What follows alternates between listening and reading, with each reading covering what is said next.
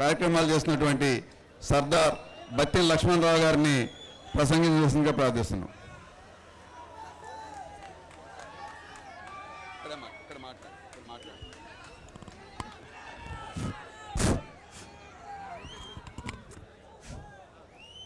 గౌరవనీయులైనటువంటి జనసేన అధినేత శ్రీ పవన్ కళ్యాణ్ గారికి మరియు వేదిక పైనటువంటి అంటే ఈరోజు దీక్ష చేయడానికి పూనుకున్నప్పుడు వేదిక పైకి దూరాన ప్రాంతాల నుండి వచ్చి మా ఉద్దాన సమస్యల మీద మీరందరూ కూర్చున్న పెద్దలందరికీ మరియు నా ఎదురుగా ఉన్న జనసేన అభిమానులకి మరియు ఈ కిడ్నీ సమస్య మీద అంటే ఎంతో భక్తి శ్రద్ధలతో మీరందరూ దూరంగా వచ్చి ఈ మా విషయాన్ని బయట ప్రపంచం తెలియజేయడానికి వచ్చిన ప్రతి అన్నలకు చెల్లెలకు పేరు పేరున నా యొక్క పాదాభివందనం తెలియజేసుకుంటున్నాను. అన్నయ్య నిజంగా చెప్తున్నాను, 2017 సంవత్సరం మీరు పవన్ కళ్యాణ్ అనే వ్యక్తి ఏ రోజైతే ఉద్దానంలో అడుగుపెట్టారో ఆ రోజే మాకు తెలిసింది మా ఉద్దానంలో ఉన్న కిడ్నీ సమస్యను బయట ప్రపంచం తెలియజేసిన ఒక నేత వచ్చారని. అంతవరకు ఉద్దానంలోన ప్రజలు పిట్టల్లో ప్రాణాలు పోతున్నా కూడా ఒక్క నా కొడుకు ఒక్క ప్రజా నాయకుడు కూడా స్పందించలేదు.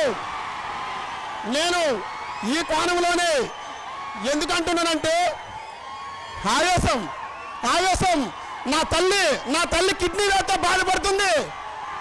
మేము ఉద్దాన యువత మేలుకో ఉద్దానాన్ని కాపాడుకో అని యూడిఎఫ్ ఉద్దాన డెవలప్మెంట్ ఫోరం ఏర్పాటు చేయడం జరిగింది.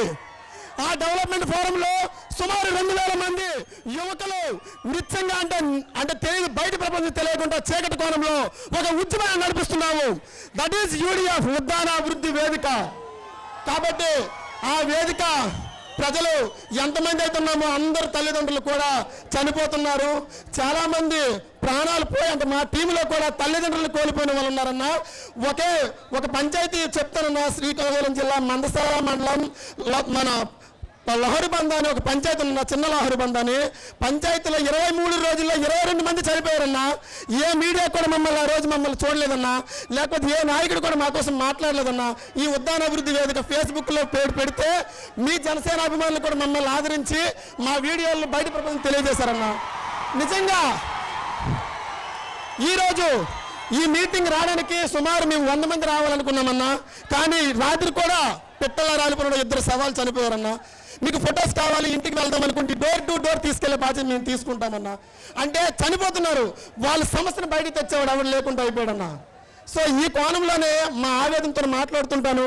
కొన్ని బాధల్లో కొన్ని మాటలు వస్తుంటాయి, దాన్ని మీరు అందరూ తగ్గించుకొని అంటే మమ్మల్ని ప్రోత్సహిస్తే బాగుంటుందని కోరుకుంటున్నాను. మరి ఈరోజు ఉద్దానంలోన చూడండి 2017 ఏ రోజైతే అన్నయ్య వచ్చారో వచ్చిన తర్వాత ప్రభుత్వం కొంతగా చలనం చేసి మనకి ఒక 2 డయాలిసిస్ సెంటర్లు లేదా కొంతమందికి పెన్షన్ రూపంలోన ఇవ్వడం జరిగింది.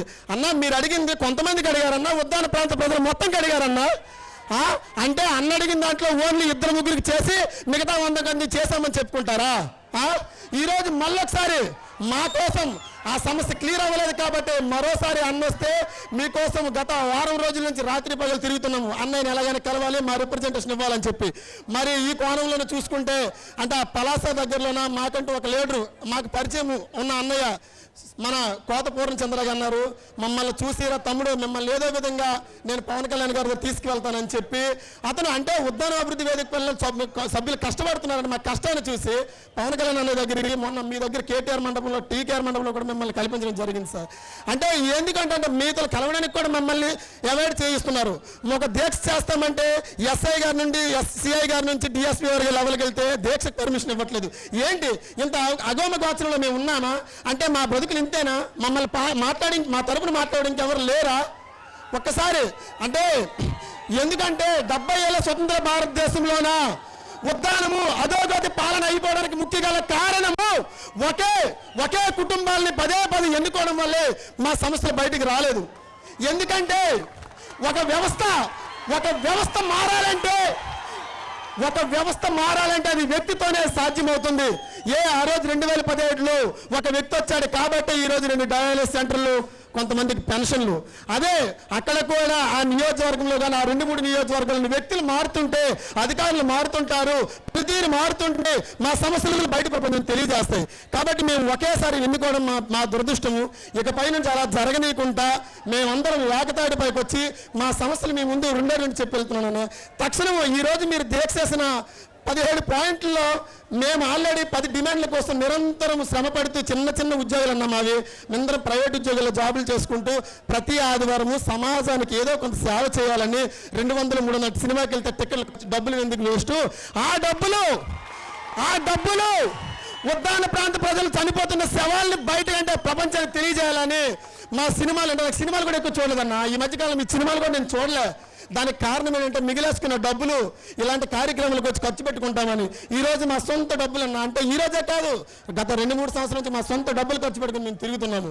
కానీ మమ్మల్ని మీకు తెలుసు కదా, రాజకీయాలు అంటే ఎవరో ఒకరు తొక్కుతూనే ఉంటారని చెప్తుంటారు. మమ్మల్ని ఎవడో నడిపిస్తున్నాడని. మమ్మల్ని ఎవడో నడిపించట్లేదు. నిస్వార్థంగా నిజాయితీగా ఒక విప్లవ ధోరణితో మేము తిరుగుతున్నాము ప్రజల మధ్యాహ్నం.